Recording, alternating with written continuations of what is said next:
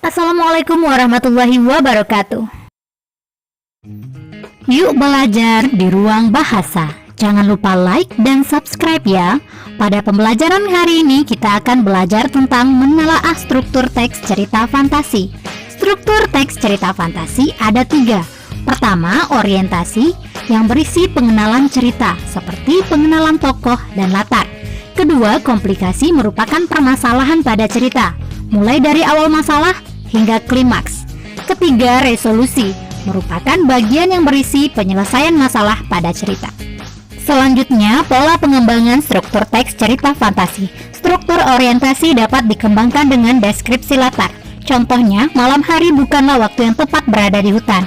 Latar waktunya malam dan latar tempat hutan.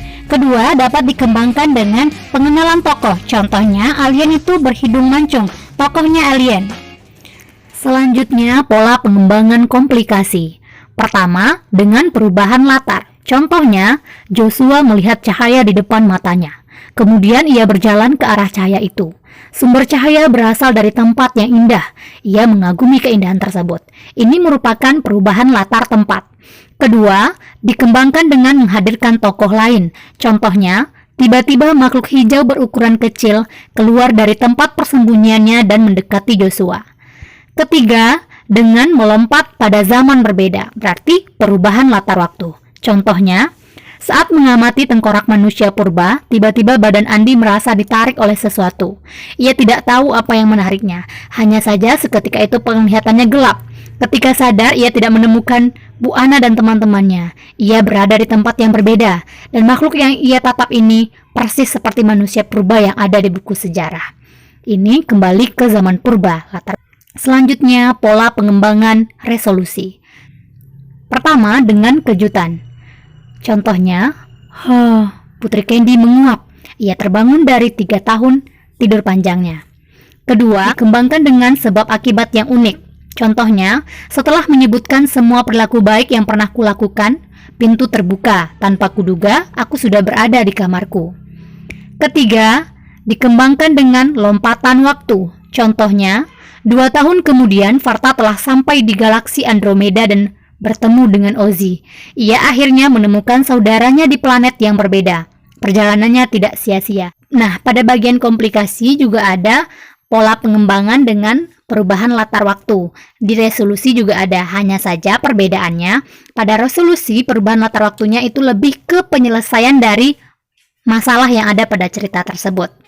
Berbeda dengan komplikasi perubahan latarnya itu bertujuan untuk menjelaskan masalah yang akan terjadi karena perubahan latar. Berikut contoh teks cerita fantasi dengan struktur lengkap. Mari kita perhatikan. Belajar dengan Gajah Mada. Minggu pagi yang cerah, Ardi, Handi, dan Dani berada di Candi Trowulan. Mereka merupakan siswa pilihan dari sebuah SMP yang sedang melakukan tugas pengamatan untuk karya ilmiah remaja. Di tengah keramaian orang yang sedang berwisata, mereka sibuk menyelesaikan laporannya. Paragraf ini merupakan orientasi karena berupa pengenalan dari tokoh dan latar. Latarnya di Candi Trowulan. Tolong! Tiba-tiba terdengar suara Handi berteriak minta tolong. Dani dan Ardi yang berada tidak jauh dari tempat itu segera berlari menghampiri. Betapa kaget mereka ketika melihat Handi di sebuah lubang dan hanya kelihatan tangannya. Dengan refleks, mereka pun berusaha menolong. Tapi, terdengar teriakan keras dan mereka bertiga terseret masuk ke lubang itu. Di mana kita? Tempat apa ini? Kalian bertiga saya panggil untuk menemui leluhurmu. Laki-laki tegap itu berujar dengan penuh wibawa. Ini sudah masuk bagian komplikasi. Pola pengembangannya yaitu perubahan latar. Di sini sudah mulai nampak permasalahan. Siapa Bapak? Sambil gemetar, Handi memberanikan diri. Aku yang berjanji tak akan makan buah palapa sebelum Nusantara bersatu. Gajah Mada? Ya, benar, akulah Gajah Mada. Apa yang sudah kamu lakukan untuk menyiapkan dirimu agar menjadi orang berguna? Mata laki-laki itu lekat menatap Handi. Saya berusaha menjadi juara kelas dengan belajar tiap hari, Andi menjawab terbata-bata. Saya belajar tiap malam sehingga selalu ranking 1 di sekolah. Handi menyahut. Saya les semua mata pelajaran sehingga selalu mendapat prestasi matematika tertinggi di kelas. Dani menimpali. Belum cukup.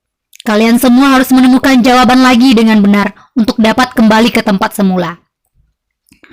Saya selalu berusaha untuk tidak terlambat datang ke sekolah dan menyelesaikan tugas tepat waktu. Handi mulai mengajukan ide. Saya berusaha bekerja keras dan tidak menyontek waktu ujian. Kata-kata Ardi meluncur deras. Saya mendengarkan teman yang berbeda pendapat dan meresponnya dengan santun. Dani bertutur dengan lancar. Selesai Dani menyelesaikan kalimatnya, terdengar dentuman keras. Boom! Seakan ada yang mengangkat mereka bertiga tiba-tiba sudah berada di area Candi Trowulan, tempat mereka melakukan pengamatan. Ketiganya mengusap mata, seakan tidak percaya, mereka saling berangkulan. Paragraf terakhir merupakan resolusi karena sudah ada penyelesaian masalahnya. Mereka bertiga kembali ke tempat semula. Nah, kita ingat pelajaran sebelumnya tentang jenis teks. Berdasarkan kesesuaian dengan dunia nyata, ini termasuk jenis teks apa? Iya, benar, fantasi irisan, karena tokohnya ada di dunia nyata, yaitu Gajah Mada. Terima kasih telah menonton channel Ruang Bahasa. Jangan lupa like, komen, dan subscribe. Wassalamualaikum warahmatullahi wabarakatuh.